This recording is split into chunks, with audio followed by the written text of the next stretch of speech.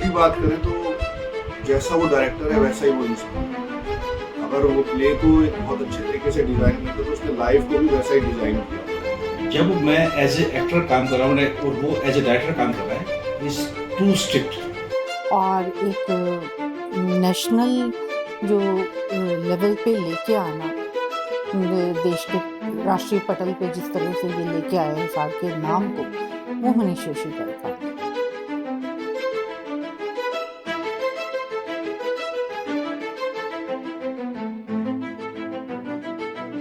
उनको ये चाहिए कि हर चीज परफेक्ट हो। जैसे डायरेक्शन में होता है ना कि अरे भाई तुम यहाँ से यहाँ नहीं होना, आपका play, वही चीज उनके साथ नॉर्मल में है। मुझे नाटक मतलब शब्द बहुत बोरिंग सा लगता था पहले। तो अब मनीष के साथ मनीष नाटक और बात में पुराना तो मैं बोला यार साडी सोच अवली, साडियां वखरियां बातां, साडा इक्को मुर्शद है, साडियां साझियां जातां। सच लई हां खड़ जांदे, लोड़ पवे तां अड़ जांदे। साडे मुंह ते सफ्तर कह गया, लग नहीं सकते ताले दोस्तों, असी हैं नाटक वाले दोस्तों, असी हैं नाटक वाले दोस्तों।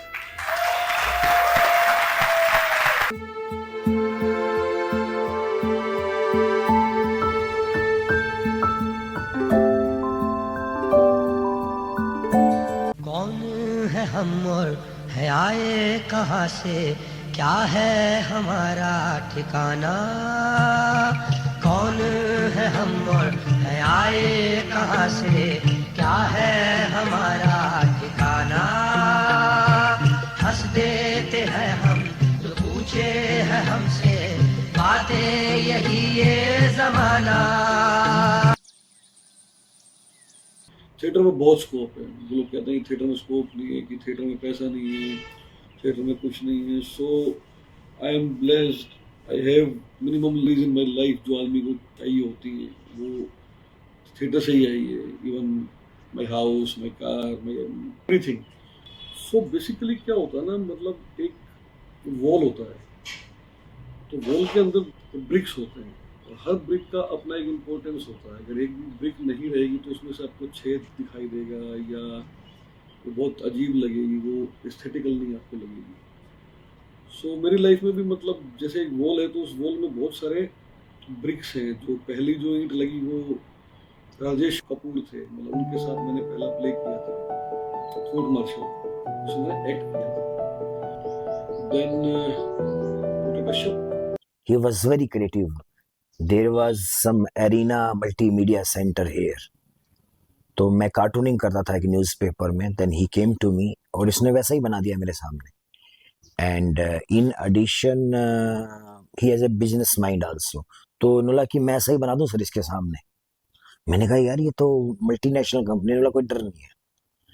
सो he was having that IQ and मान लो यहाँ हम प्ले करते थे तो वो कहीं बाहर जाके कर रहा था, तो वहां कर दिया उसने प्ले। तो I love the positive aspects. Then NSD pass out थे सुशील छाबड़ा, वो हमारे कॉलेज में आए थे काम करने के लिए, तो उनके साथ काम किया काफी सारा, और उनसे भी वो भी एक ब्रिक और लगी। मतलब KLRA DV स्कूल में था, हम वहाँ वर्कशॉप लेने गए। I was with my senior Sushil Chhabra NSD से। जो पहली मीटिंग थी, और अगर आज जितना मैं मनीष को जानता हूँ, उसने स्टेप वाइज ग्रेजुअली अपने आप को इतना बड़ा बनाया ना कि वो सबके लिए एक एग्जाम्पल बन गया। सीरियसली, ये मतलब ऐसा नहीं है कि कुछ हम उसके बारे में बात करें तो अच्छा ही बोल रहे हैं। उसने अपने आप को बहुत बहुत पॉलिश किया स्टार्टिंग से लेकर। उसकी क्रिएटिविटी तो स्टार्टिंग से, शुरू से जितना मैं जानता हूँ, अलग लेवल पर ही चलती थी, लेकिन उसने अपने एक्शंस को भी इतना बड़ा किया कि आज वो पूरी सोसाइटी के लिए एक एग्जाम्पल है। मनीष जोशी सर के थिएटर जो वो करते आ रहे हैं, वो आप कब से देखते आ रहे हैं? आई थिंक जब से उन्होंने करना शुरू किया होगा तब से ही देखती आ रही हूँ। मैं मनीष जोशी को जानती हूँ when he was a young boy, तब से जानती हूँ। पढ़ने का शौक था इसको, लिटरेचर की किताबें चाहे हिंदी की हो चाहे इंग्लिश की हो, हिंदी की ज़्यादा लेके जाते थे। और ही वाज सच अ लीन, दुबला पतला सा लड़का, एंड और उस टाइम भी हम लोग, मैं और मेरे हस्बैंड बात करते थे तो हम लोग ये समझते थे कि इस लड़के में फायर है, एक पैशन है टू डू समथिंग। वॉल में ब्रिक्स होती है तो कहीं टीएमटी आयरन का बार भी होता है, तो आयरन का बार उसको और मजबूत करता है। तो ऐसे ही राजीव मनचंदा हमारी लाइफ में आए जो एनएसडी के पास आउट थे, और वहाँ से उन्होंने एक संस्कार अलग से दिया कि मतलब पढ़ना लिखना चाहिए, कि बिना पढ़े लिखे ये काम नहीं होगा। पहले हम लोग वो काम कर रहे थे लेकिन बिना पढ़े लिखे, बिना सोचे समझे। मेरी लाइफ में बहुत बड़ा हिस्सा है उनका। जितना उसने डेडिकेशन के साथ काम किया है उसने औरों को दिया भी है।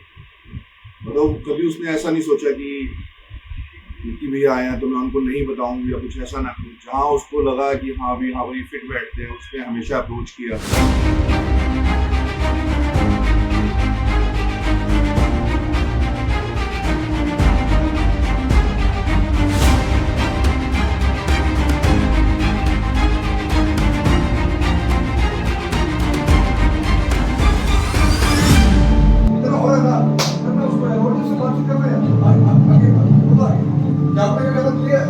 क्या आपने मौत के उन लम्हों का आनंद लिया है?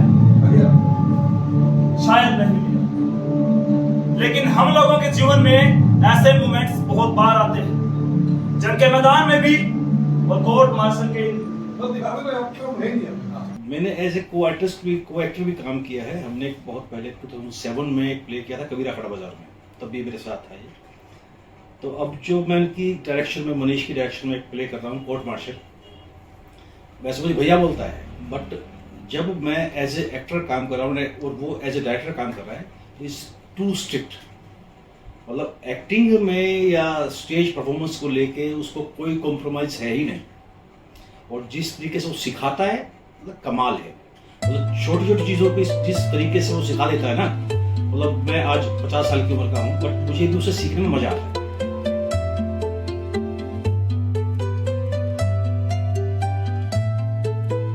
परफेक्शन, उससे कॉम्प्रोमाइज मुझे नहीं लगता वो करता है कहीं भी। तो सर थोड़े से शॉर्ट टेम्पर्ड है, मतलब जल्दी से, वो बच्चों को भी मालूम है कि गुस्सा आ जाता है उनको, बट ये ना वो थोड़ी देर का होता है, ज़्यादा लंबा नहीं चलता है। गुस्सा हुए 2 सेकंड के बाद नॉर्मल हो जाते हैं, बट कई बार लगता है चलो ठीक है ये उनका नेचर है। तब समझ में आने लगा है कि उनको चाहिए होता है एज एन डायरेक्टर, जैसे वो हर चीज़ को देखते हैं ना कि कैसे सेटअप होना चाहिए, कैसे, तो वो नॉर्मल लाइफ में भी उस चीज़ को डायरेक्शन में देखते हैं। लेकिन ठीक है, अच्छा है, मेरे में भी कुछ सुधार आया उनके साथ रह के। कभी लगता है कि जॉली नेचर के हैं, थोड़े टाइम फिर उनको ये चाहिए कि हर चीज़ परफेक्ट हो। जैसे डायरेक्शन में होता है ना कि अरे भाई तुम यहाँ से यहाँ नहीं होना, आपका वही चीज़ उनके साथ नॉर्मल में है। वैसे अगर ऑनेस्टली बात करें तो जैसा वो डायरेक्टर है वैसा ही वो इंसान।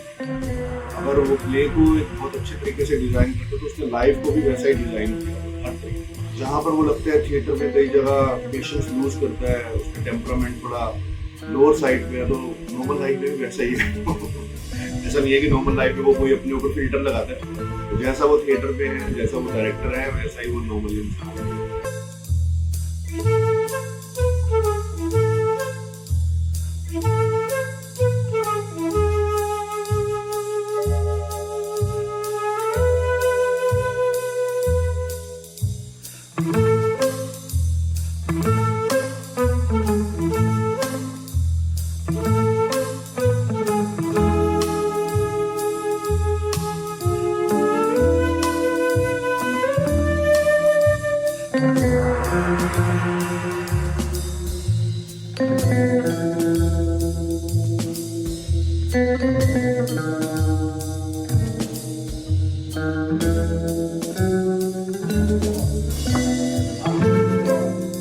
जुगाड़ करना पड़ता है सभी।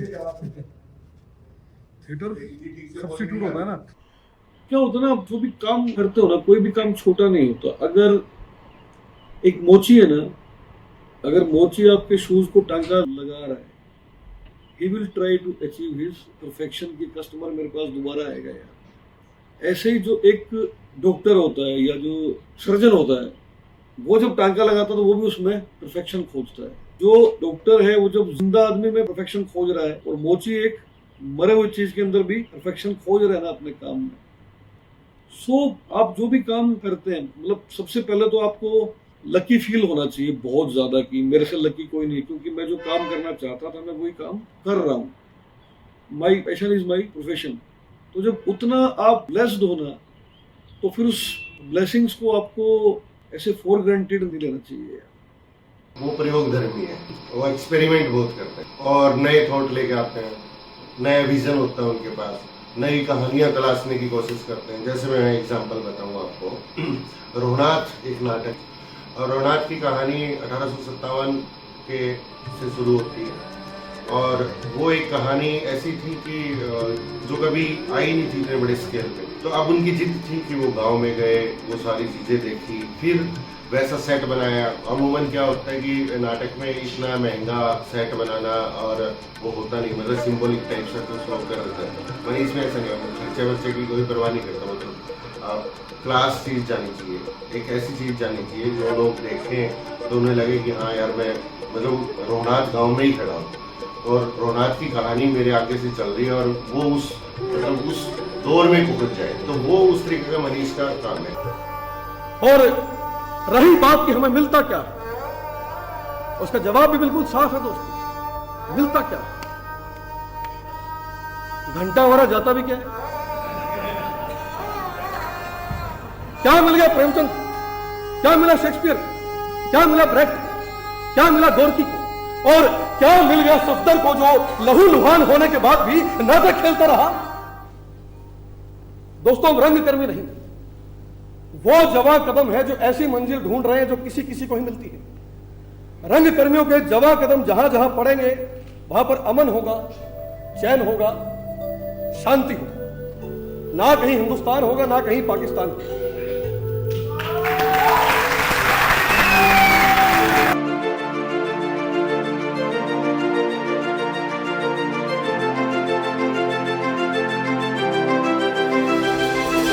एक बात बीच में रह गई थी कि मेरी लाइफ में ये तो सब जो आए थे ये सब क्रिएटिव लोग आए, ये सारे के सारे। देन मेरी लाइफ में एक थिएटर प्यार करने वाला आदमी है, मनोज बंसल। मनीष से यूँ तो मिलना जुलना था हमारा। 2005 के करीब में वो और नाटक जो करते थे यहाँ पे, कुछ नाट्य दल थे, उनके साथ आते थे वो, तो थोड़ी बहुत इंट्रोडक्शन थी उनसे। लेकिन ज़्यादा इंटीमेसी बढ़ी हमारी ये जब अभिनय रंगमंच बनने के बाद, जो फेस्टिवल कराने लग गए हर साल, उसके बाद इंटीमेसी बढ़ती गई। मनोज भाई के पास मैं गया और मनोज भाई को मैंने बोला कि फेस्टिवल करते हैं 21 दिन का। तो ऐसे उठ खड़े हुए, कहते पागल है, 21 दिन का होता है क्या? फेस्टिवल 1 दिन का होता है, 2 दिन का होता है, 5 दिन का हो जाएगा। मैंने कोई बात नहीं, करते हैं इसको। तो वो मेरी हाँ में हाँ है उनकी, वो अगर ना भी कहेंगे तो उनकी वो हाँ ही होती है। और वो मेरे को पता है, वो मतलब मैं जो चाहता हूँ उसको पूरा करने के लिए वो आदमी एडी छोटे तक का लगा देता है। पहली बार जब सर आपके पास आए और उन्होंने कहा था आपको कि 21 दिन का फेस्टिवल करना है, आपका रिएक्शन कैसा था? रिएक्शन तो ये था भी कैसे पॉसिबल होगा ये, मतलब मुझे तो इम्पॉसिबल लग रहा था, ये भी बड़ा मुश्किल है, काम नहीं होगा। लेकिन मनीष के हौसले बहुत बुलंद थे, बोले नहीं भैया कोई खास बात नहीं, हो जाएगा। हर चीज में बस ये ही हो जाएगा। बड़े से बड़ा काम का बीड़ा उठा सकता है मनीष, और उसको पार भी लगा देते हैं। मनीष सर की इस जर्नी में डायरेक्टर बनने तक, आज एक रंगमंच को नई पहचान देने तक, आपने उनको सपोर्ट कैसे किया? देखो, पता है क्या है, ये तो शायद वो बहुत अच्छे से बता पाएंगे। मेरे लिए तो ये कि हाँ, आफ्टर मैरिज तो फिर उनके साथ ही हूँ, 16 साल हो गए। यार मैं तो बहुत अकेला था, तो राखी आई तो मेरी लाइफ तो मतलब चेंज हो गई एकदम से, क्योंकि हम दोनों आर्टिस्ट हैं और she is very positive, smiling, so very talented. मतलब राखी इज वेरी टैलेंटेड। तो मेरे जितने भी प्लेज हैं, मतलब मेरे प्लेज में मैं तो मतलब ऐसे इंटरव्यू बोल रहा हूँ, लेकिन हमारे प्लेज होते हैं सबके, तो हमारे जितने प्लेज हैं उनमें मतलब अगर हमने 40 किए हैं ना, तो 60 राखी ने किए हैं। उसमें राखी का कोरियोग्राफी और उसका एस्थेटिकल सेंस। सो मेरी मतलब क्रिएटिव लाइफ के साथ साथ मेरी पर्सनल लाइफ में भी बहुत सारे चेंजेस हुए। एज अ फादर वो बहुत अच्छे, मतलब मेरे को बहुत सारी चीज़ें सिखाते हैं। मतलब पढ़ाई से हट के जो और चीज़ें सीखनी होती है उसमें वापस सपोर्ट करते हैं, जैसे एक्टिंग हो गया, लाइक जो सीखना वगैरह होता है, तो उसके लिए पापा सपोर्ट करते हैं मुझे।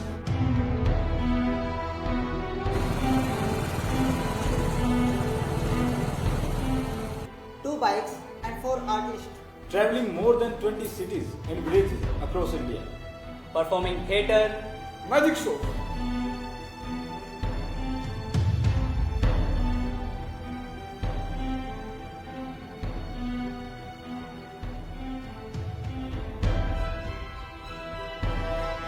And puppet shows.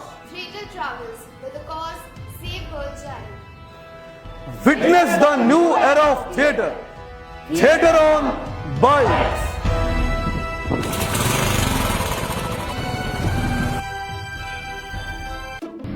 Theatre on bikes बोलने से ही रोमांचित सा फील होने लगता है। अभिनय रंगमंच और जेएसएल को मैं ब्रिजेंद्र काला थिएटर ऑन बाइक्स के लिए बहुत बहुत शुभकामनाएं देता हूं। इनके इस अनोखे प्रयास की सफलता के लिए मैं ईश्वर से कामना करता हूं। मनीष जोशी और उनके ग्रुप के सभी सदस्यों को मेरी बहुत बहुत बधाइयां। God bless you all. Theatre on bikes का आइडिया मनीष जोशी सर ने काफ़ी पहले लिख रखा था और इसके लिए बस मेरे आने के बाद ये होना था तो हो गया। और इसका आइडिया बेसिकली ये था कि हम मतलब थिएटर को उन गांवों तक पहुंचाएं, उन जगहों तक पहुंचाएं जहां पर थिएटर है ही नहीं, जहां पर थिएटर लोग नाम भी नहीं जानते थिएटर का। और हम करें कैसे, हम बाइक्स पर जाएं और अपना सेटअप लगाएं और लोगों तक वो थिएटर पहुंचाएं। हर जगह पे ऑडिटोरियम्स नहीं है और बहुत रिमोट एरियाज हैं जिन लोगों को मालूम ही नहीं कि थिएटर होता क्या है। So we were doing a play on good touch and bad touch. शहर में तो अब टीचर्स बता देते हैं लेकिन गांव में अभी भी नहीं बता पाते हैं लोग। सो वो गुड टच बैड टच हमने लगभग 20,000 स्टूडेंट्स तक पहुंचाया उसमें। मनीष बोला कि मैंने हिसार में ही काम शुरू किया, वापस आया तो मैंने कहा यार मूवी में तो किंगडम ऑफ ड्रीम्स में था गुरुग्राम में, वो अच्छा वहाँ पे किंगडम ऑफ ड्रीम्स लॉन्च हुआ था तो वो अच्छा चल रहा था। और उसी दौर में मनीष ने ये तय कर लिया कि भाई ये ना मैं दिल्ली छोड़ के हिसार से काम शुरू करूँगा। तो मैंने कहा यार इतना स्ट्रगल कराया, दिल्ली पहुँच गया, मुंबई भी है ना पहुँच गया और फिर वापस हिसार। तो बोले नहीं, वो जो मैंने सीखा है ना वो हरियाणा को मिलना चाहिए। जैसे बड़ी जगह से एकदम से छोटी जगह शिफ्ट होना जो हमारा मेन पॉइंट है कि दिल्ली गई, दिल्ली में श्री राम भारती कला केंद्र में थी, वहाँ काफ़ी अच्छी सबसे पहचान थी। हम लोग ने वहाँ भी अकेडमी खोली थी। जब सर किंगडम ऑफ ड्रीम्स से थे तो हमारे सेक्टर 29 में अकेडमी भी थी। तो मेरे मन में यूँ था कि हिसार जाके कहीं ना कहीं शायद मेरा काम उस पर असर पड़ेगा। अब दिल्ली छोड़ के हिसार में आना, अब मुझे किसी ने कहा कि हिसार में इतना काम बन नहीं पाएगा क्योंकि यहाँ शो देखने को नहीं मिलते हैं। हिसार में आने का इसलिए सोचा कि मैं एक सेमिनार में गया था, वहाँ पे एक स्पीकर थे, उन्होंने बहुत अच्छी बात बोली कि अगर आपको नेशनल होना है ना तो आपको रीजनल होना पड़ेगा। और मेरे मन में ये था कि यार एक बार नेशनली मतलब लोग रिकॉग्नाइज तो करेंगे हम क्या काम कर रहे हैं। सो उस सेमिनार में मैं गया और वहाँ पे लाइन मेरे को बहुत फैसिनेट की और ये सोच के मैं हिसार आ गया था वापस। और हिसार आके मैंने बहुत रीजनल लेवल से काम स्टार्ट किया। फिर मनीष ने यहाँ अपना अभिनय रंगमंच बनाया और ये मनीष की देन है कि जो शहर एक नाटक के लिए तरसता था, मतलब 6 महीने में एक नाटक हो रहा है, 3 महीने में एक नाटक होता था किसी जमाने में, मैंने इसने 30-30 दिन के नाटक करे, फेस्टिवल करे और ऐसे बड़े बड़े रंगमंच के लोगों को भी बुलाया जो हम लोग सोच भी नहीं सकते। मनीष भाई वाह, खूब मन लगा के तुम इनोवेटिव थिएटर करने में लगे हो। इनोवेटिव इसलिए कहा कि कभी तुम थिएटर में बाइक करते हो, कभी पतलून का सोलो परफॉर्मेंस करते हो, कभी हरियाणा का सबसे बड़ा थिएटर फेस्टिवल करते हो। वाह क्या बात, बहुत खुशी होती है। तुम सही मायनों में अपने हरियाणा प्रदेश की कला संस्कृति की सेवा में लगे हो। मेरी दुआ है, मेरी शुभकामना है, मेरा आशीर्वाद है तुम और तुम्हारी टीम इसी तरह से दिन दूनी रात चौगुनी तरक्की करो। नमस्कार, हेलो मनीष जोशी जो थिएटर वाला के डायरेक्टर हैं, बहुत ही उम्दा काम कर रहे हो तुम Manish, thank you very much. जो हरियाणा के लिए रंगमंच में मेरे ख्याल ऐसा काम बहुत कम लोगों ने किया होगा एंड अभी तो एक के बाद एक तुम रिकॉर्ड तोड़े जा रहे हो। तुमने 21 दिन का थिएटर फेस्टिवल जो कभी नहीं हुआ वो तुमने करवाया और सफल भी हुआ, बहुत अच्छा गया एंड मैंने भी पार्टिसिपेट किया था। पर एक बात है, अभी जो तुम कर रहे हो वो तो मुझे समझ में ही नहीं आ रहा है कि थिएटर ऑन बाइक्स। भाई बाइक्स लेकर, मोटरसाइकिल लेकर के तुम 30 स्थानों पर, 30 जगहों पर जाओगे, 6500 6500 किलोमीटर की यात्रा करोगे अपने ग्रुप के साथ, चारों लोग, और जगह जगह नाटक करोगे। तू बावड़ा हो गया वाकई में, सही बता रहा हूं। लेकिन यही बावड़ापन चाहिए कला के अंदर, हर क्षेत्र में। अगर ये बावड़ापन नहीं है तो फिर हमारा जीना बेकार है, कलाकारों का खासकर। ये बावड़ापन चाहिए। थैंक यू वेरी मच, बहुत अच्छा काम करो, मेरी शुभकामनाएं तुम्हारे साथ हैं। शुरुआत कहाँ से हुई, मतलब आपको कब लगा कि मुझे एक थिएटर आर्टिस्ट बनना है या मुझे एक एक्टर बनना है? मुझे नाटक मतलब शब्द बहुत बोरिंग सा लगता था पहले, मुझे मालूम नहीं था कि होता क्या है। हिसार में एक प्ले आया था सैया भाई कोतवाल, तो वहाँ पे मेरे किसी एक दोस्त है मेरे, उन्होंने मुझे बताया कि ऐसे ऐसे प्ले है, चल देख के आते हैं। मैंने प्ले नहीं देखे, प्ले सब बोरिंग होते हैं। नुक्कड़ नाटक करते थे तो मनीष को ये लगता था कि यार ये क्या कर रहे हैं लोग। और वो नुक्कड़ नाटक में क्या होता है कि ऑडियंस चारों तरफ होती है और हम लोग गली मोहल्लों में जाके नाटक करते थे, तो वो थोड़ा बोरिंग सा। पर ऐसा नहीं है कि उसको बहुत ज़्यादा वो था कि अच्छा नहीं लगा। जो पहला नाटक देखा वो अच्छा था, और उसी के बाद तो मनीष ने ये इच्छा जाहिर की कि ना मुझे भी यार करना है। वो मैंने देखा और मिसमराइज हो गया। उसके बाद एक सम्मोहन होता है ना कि भाई ये हुआ क्या था, मतलब लोग तालियां बजा रहे हैं, सब हो रहा है। तो मैं डायरेक्टर के पास मिलने गया, उनसे मैंने बोला कि मुझे भी सीखना है। तो उन्होंने बोला कि तुम तो हकलाते हो, हम तुमको सिखा नहीं पाएंगे। एक दिन मनीष ने कहा कि है ना मुझे भी नाटक करना है। तो अब मनीष के साथ क्या था कि मनीष हकलाता था और बात बात में हकलाना, तो मैं बोला यार अटक जाएगा स्टेज पे। मिली थी तो जब तक बात नहीं करी थी बहुत डेप्थ में, तो एक बार मुझे लगा था कि क्या ये लड़का, क्योंकि ही यूज्ड टू स्टैमर, तो कि क्या ये लड़का स्टेज पे कर पाएगा। टैगोर की कहानी काबुली वाला कहानी में याद करता था जब मेरे को किसी ने कहा कि मतलब तुम सीख नहीं पाओगे, तो मैं उसको अकेले बैठ के याद करता था और मैं बोला हकलाता नहीं था। फिर मेरे कुछ दोस्त थे, मैं उनको मेरे पास बिठाता था या मैं तुमको एक कहानी सुनाता। तो इस तरीके से शुरू हुआ और मुझे लगा कि जो आर्ट है ना वो दूसरों को सरप्राइज करता है बहुत बाद में, और सबसे पहले आपको खुद को सरप्राइज करता है कि I stammer in my daily life, but when I'm on stage, I don't stammer at all. जब बड़ा हुआ तो मेरी बातचीत सबसे निराली, राजनीति या क्रिकेट से ज्यादा मुझे साहित्य पर बात करना अच्छा लगता है। मेरे मोहल्ले के लोग मुझे ढोलक या पेटी उठाए देखकर चीखते, ओ भाई ओ नौटंकी। मुझे पता है कि वे सब उड़ाते तो मेरा मजाक ही थे।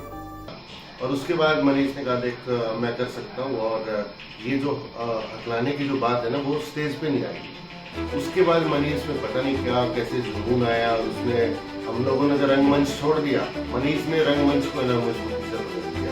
मुझे बहुत अच्छा लगता है कि मैं स्टैमर करता हूँ, क्योंकि दुनिया में बहुत सारे लोग हैं जो स्टैमर नहीं करते, तो मैं उनसे तो अलग हूँ थोड़ा सा कि मैं स्टैमर करता हूँ। क्या फॉरएवर डायरेक्ट करते रहना चाहते हैं? और मुझे आता ही नहीं है। मेरे से कोई बोल दे कि मैडम अब तक बंद कर दो, आप एक दुकान पे बैठ जाओ, तो मैं कपड़े नहीं बेच पाऊंगी, शायद नहीं बेच पाऊंगी, कर नहीं पाऊंगी, क्योंकि मेरा मन नृत्य में लगा है। ऐसी अगर इनसे कोई कह दे ना कि एक जगह आपको मैनेजर मिल गया बैंक में, आप बैंक का नहीं कर सकेंगे, क्योंकि दिमाग में दिन भर नाटक हो रही है। एक सेठ मिलावट कर कर अपने माल को ऊंचे भाव में बेचता है, लोग चोरी करते हैं, डाका डालते हैं, रिश्वत लेते हैं। क्या नाटक करना इन सब कामों से भी बुरा है? अगर नहीं तो फिर हमें क्यों कहा जाता है कि नाटक करना छोड़ दो? छोड़ दिया तो जीऊंगा कैसे? कैसे बताऊं कि ये नाटक नहीं, वो सांसें हैं जो हमें जिंदा रखे, ये वो रक्त है जो हमारी शिराओं में दौड़ रहा है, आप सबकी शिराओं में दौड़ रहा है, ये वो धड़कन है जो हमारे दिलों में धड़कती है, आप सबके दिलों में धड़कती है। जैसे मां अपने बच्चे को नहीं छोड़ सकती, सूरज चांद तारे आसमान को नहीं छोड़ सकते, मछली जल को नहीं छोड़ सकती, बिल्कुल वैसा ही हम रंग करने भी नाटक करना नहीं छोड़ सकते। चंदा चकोरी झिलमिल तारे, सो जा राज दुलारे।